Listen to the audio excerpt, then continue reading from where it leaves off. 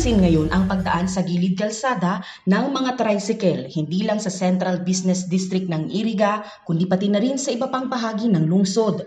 Hindi na rin sila lumalagpas ngayon sa kulay dilaw na marka gaya nito at patuloy pa rin ang kanilang pagsunod sa implementasyon ng Tricycle Route Plan upang maiwasan ang buhol-buhol na trapiko. Isa lamang ang rerouting plan na ito sa mga naging pamantayan ng Department of Interior and Local Government sa kanilang road clearing validation sa mga lungsod at munisipyo kasunod ng DILG Memorandum Circulars 2020-027 at 2020-145. Kaya inot 50% ang road clearing component.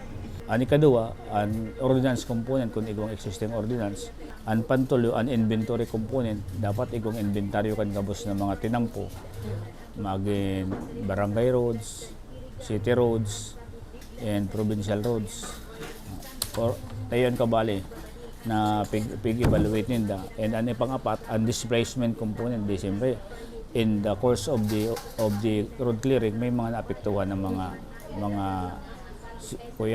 for example, nag-create obstruction sa tambo. Ano ang nangyari naman? Ano sila na i-relocate? O ano mga effort na ginibukan city government? And sa rehabilitation component, kung itong after na ma-displace sila, ano ang rehabilitation na ginibukan city government? So, pinahiling ito kan sa tuyang city government sa pakikipagtabangan kan mga staff ni mayor, city engineering, CSU na talagang really ang Iriga City pag-abot sa validation. Then sa pa sa kuya komunidad presents kan grievance mechanism kung may mga apektado na kung saan sinda masumbong, saan sinda mareklamo, igawa kita kaya na in place dito sa City of Iriga.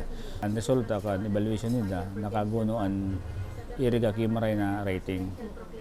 Nasurpasan nga niso inot na validation ta kan road clearing 1.0 na 95%. Kaya naman, labis na ikinatuwa ng local government unit ng Iriga ang nakuhang 99.37% na rating sa ikalawang road clearing validation ng DILG sa kanilang lungsod.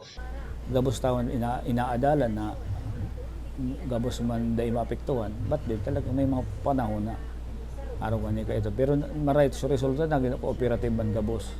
Even mga tri-mobile operators and drivers talaga nakikooperate sa mga yan. May mga barangay kita dito sa sentro na apektado man kan ko yan, but then pinakiulayan to sila na itong mga paratinda duman sa na eyesore talaga nakaka-obstruct, pwede pang pakiulayan. Yan napakiulayan. Talagang diplomasya naman. Yun man lang ito kwento. Dahil magkita pepuan magpara pwede di kay exert kay harsh na effort. Dapat pakiulayan talaga. Kabus man na naghihingo abuta man na maapektuhan ang sa ilang pagbuhay. Naglagay na rin ngayon ng CCTV camera ang lungsod sa Central Business District na 24/7 minomonitor ng mga kawani ng CDRRMO.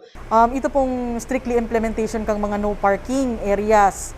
So kung mapapansin po nindo may mga yellow paint po dyan sa Central Business District, which means the E po dyan pwedeng mag-park. So since yaon po ang CCTV igde under monitoring kang DRRM, so kita po ang nag-a-advise kang mga tao na nasa ground. Syempre po collaborative effort, yaon dyan ng CSU, ang PNP, and iPatrol para po i-implement ang satuyang no parking po sa satuyang syudad dahil po yan sa DILG Memorandum Circular.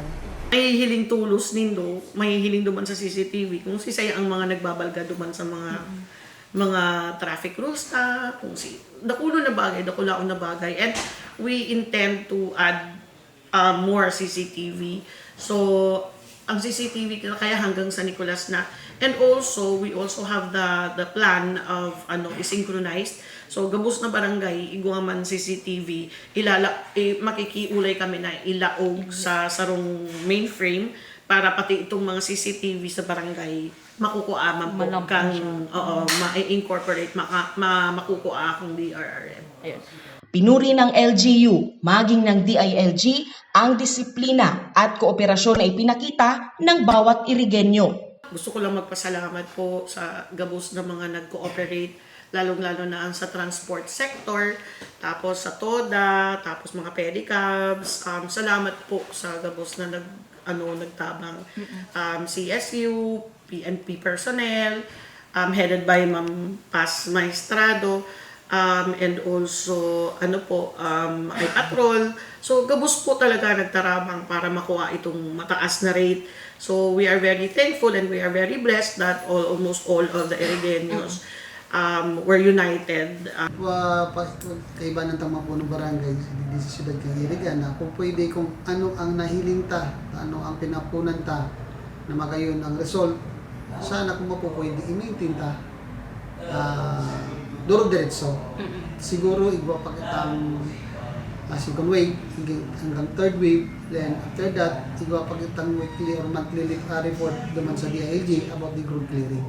Ang grupo mula sa Karatig Bayan na Nabwa na binubuo ng kanilang DILG officers, Chief of Police at Municipal Fire Marshal ang naatasan mag-validate para sa road clearing implementation sa Iriga.